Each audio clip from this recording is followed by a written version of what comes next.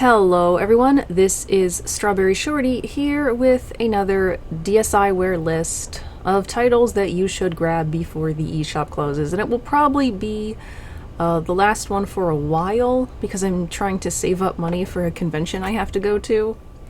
I might do some just some normal eShop-only games lists in the meantime.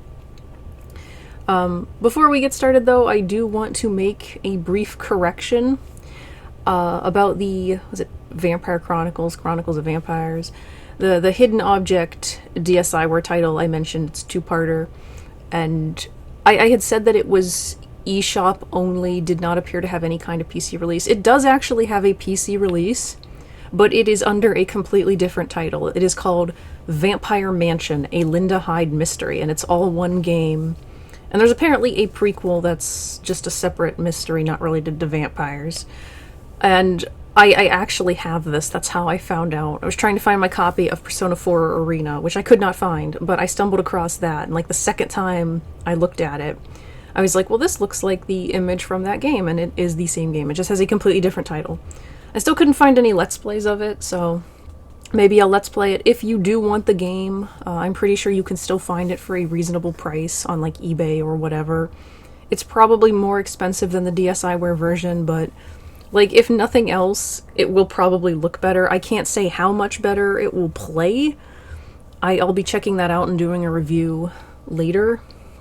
But in the meantime, let's get on with this list. So the first game up is another one from the GG series, Score Attacker. And if you have ever played Space Invaders, it's a very similar premise.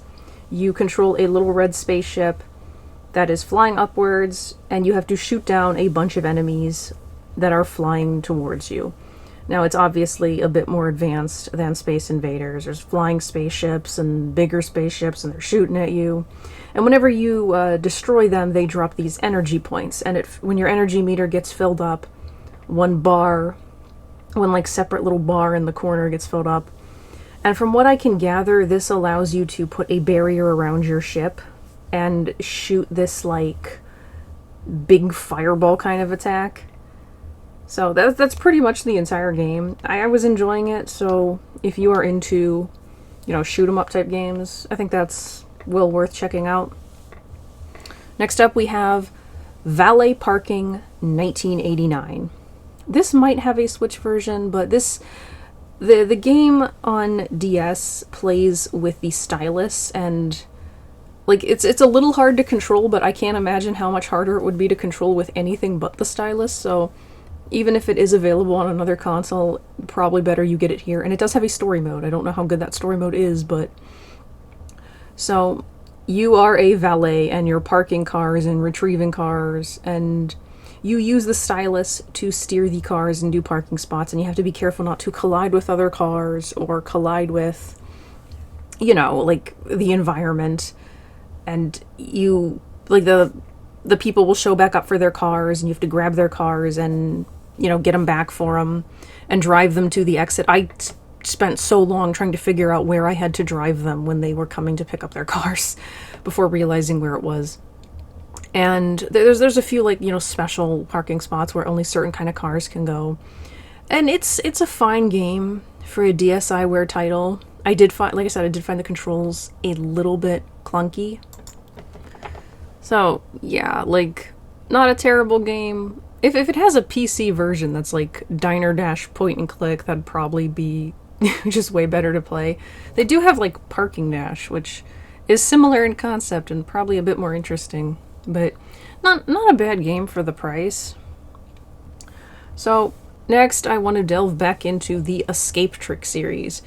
Previously covered Escape Trick Convenience Store, and I thought that game was fine. I have since bought and played the other two titles, which are Ninja Castle and The Secret of Rock City Prison.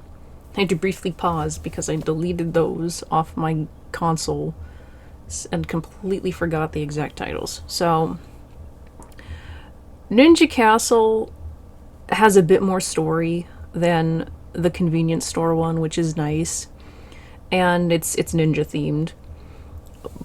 it's challenging, so if you like a challenge, you might like that. I did find it a little too hard. And like even like looking up like a walkthrough, I had problems. I had to actually go watch a video walkthrough for certain parts of this game that are just kind of needlessly confusing. And the secret of Rock City Prison is it's also pretty hard. Oh, phone, excuse me. Sorry about that. I swear that always happens, like right after I start recording, someone calls. So we were on Escape Trick, The Secret of Rock City Prison, and it also has a bit of story. You're trying to escape a prison. I found it a lot more, first of all, boring, because it's just a prison, you know, trying to escape a cell. We've all been there, and it also introduces the annoying slide mechanic. And the Ninja Castle has the annoying slide mechanic too, where I'm just like I could see something behind an item, so I kept trying to like spin the item, because it's like it's obvious I can, but it just took forever for me to get it to work. And here they have a specific part where you have to slide something like a very specific way, and I tried this like 16 times and could not do it. And I at that point just stopped and watched the rest via a walkthrough. There's this channel called Playtoons Mobile Gaming, and they're playing a lot of the DSiWare titles that like nobody else has any footage of. So like you might want to give their channel a check if you want to see footage of some of these games. But like, yeah, so I ended up watching the last part on their channel, and then when I reopened the console to try another game, I gave the slide thing one more try, and then it finally worked. So yeah, I also found this one to be a little too hard. There were just certain puzzles I could not get to work even with the walkthrough, and it would just take like a billion tries. So that was maddening. Next up we have Cute Witch Runner, and this is worded very weird.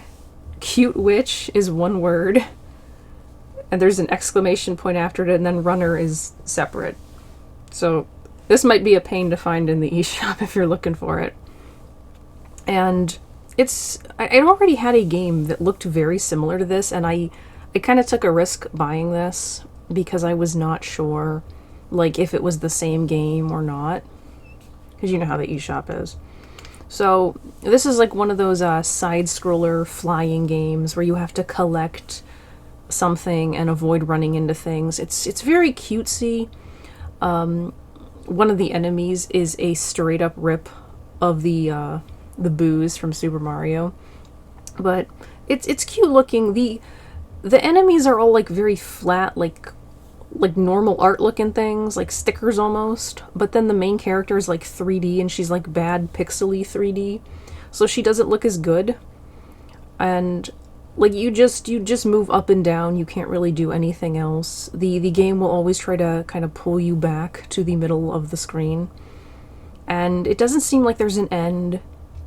There's different, like they don't give you different like level names or anything, but there's like clearly different segments, and if you quit, you can like reload at any point. You'll end up back at that part, so it's at least saving your progress. There's just not really much to it. Like you can't do anything. There doesn't really seem to be an end. There's no real goal. So like if you enjoy the side-scroller fly collect things games, go for it.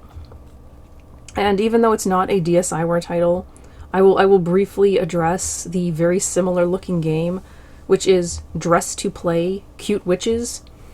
I'll give this one a proper review in a later video. It's clearly made by the same people, and it has the same basic character and the same rough mechanic of flying and collecting things, but now you can dress the character up. It is not the same game though, despite being very, very similar in a lot of ways. Like these stages have different enemies and different progression. I mean, still the exact same concept, but... And there's no longer a pull towards the middle of the screen. You can also move the character backwards, and you can quickly move them forwards as well. I also found it to be a lot harder. And there's not like a lot of dress-up options here, but it's nice to at least be able to do something with your character. So if you have any interest in either of those, it's up to you which one you pick, or if you pick both of them. So I've been debating whether or not to review this next one, because I haven't played enough of it, but I'm enjoying it so far, and like I want to be able to give a better review, but I'm going to mention it here. So, Escapee Go. This is a game, I don't know if the story is any good or not, because I'm not far enough yet, but you are a girl in like I think it's supposed to be like a mental hospital, and you are trying to escape, and you got like these, it's almost like a better looking version of Pac-Man, where you have to run about this level trying to find the exit. Sometimes you'll have to find like card keys to open doors while avoiding the guards who are trying to catch you. And there's also like psychic power things you can collect, which will grant you different abilities to aid your quest. So I don't have a lot to say about this one currently, but I feel like it's going to be a bit before I like fully beat that one. So I wanted to mention it because like I think it's a good game, you know? So yeah. What's the next game here? Gosh, too big a list. Yeah, so another GG Series 1, Great Whip Adventure. This is a sort of platformer game where you are this little Indiana Jones looking dude with a whip. And you climb ladders, you have to avoid enemies. You can use your whip to attack enemies, you can use your whip to like grab onto like hooks and pull yourself up or swing yourself across. And there's different levels you have to complete. There's not really much else to say about that one. That's basically the entire premise of it. I'm finding it enjoyable so far. It's fairly unique. So, like, yeah. I would say definitely check that one out if you are into platformer type games. So we got 2 other GG series games up next. We have GG series Vertex, which I always mispronounce as Vevtex because of how the icon looks. And this is another kind of Space Invaders type shooter, but with like a math twist. So all of the things that are coming down towards you have like numbers and like sides, but they're missing some. Like you might get like a square that has like 2 sides filled in and it'll have like a number 2 and you have to like shoot it twice to complete it and make it go away. And you have to keep doing that. And you don't want to like... I think it's that you don't want them to reach the bottom without being fulfilled or whatever. There's not a lot to it. And you can't just, like, I think I tried just randomly just shooting everything until it disappeared, but there's, like, you do have a bullet limit, so you can't try to cheat and be, like crazy. So, yeah, it's fun enough. I think I prefer the ones where you can just shoot stuff and not worry about anything else. Yeah, so we're gonna finish things up with GG Series, The Hidden Ninja Kagemaru. I'm not sure if I'm pronouncing that right. So this one initially kind of annoyed me because it's another platformer, but the jump mechanic is a little wonky at times. Like if you're trying to jump through a gap between 2 platforms, more often than not you'll end up hitting the bottom of one of the platforms, and that is super annoying. But it did start to grow on me. So you're on you just put in an area. It's all on one screen where it has a bunch of platforms, and there are enemies, human enemies, patrolling these platforms. And your basic goal is to collect these green scrolls without being seen. And what's interesting is that you have a variety of tools to help you with this. Like you have shuriken, ninja stars, that you can use to stun enemies. You have bombs, which basically have the same effect, but it takes them a while to go off. There's I don't know what you'd call it, but it's like an eye thing that lets you see the enemy's field of vision, so you can take extra care to stay out of it.